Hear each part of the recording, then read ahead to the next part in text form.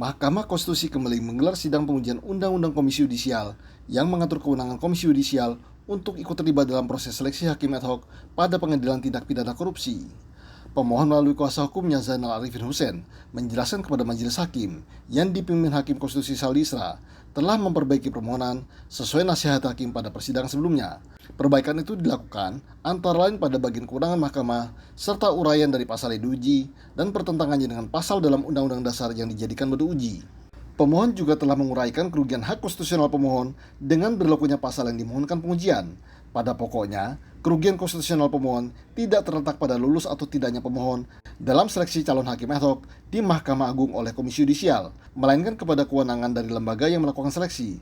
Karena Undang-Undang Dasar telah membatasi kewenangan KY hanya mengusulkan hakim agung dan tidak mengusulkan hakim lain termasuk hakim ad hoc.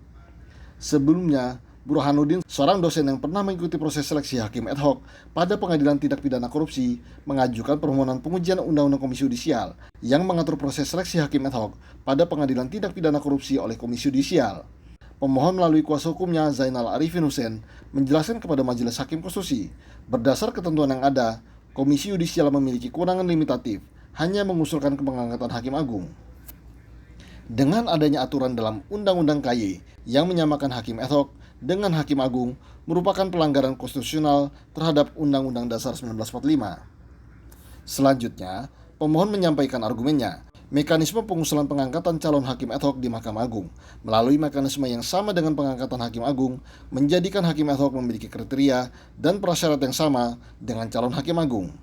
Tetapi dalam kenyataannya, status hakim agung dengan hakim ad hoc berbeda, baik dari aspek administrasi dan masa jabatannya. Ilham Wiryadi, Hamdi, MKTV News melaporkan.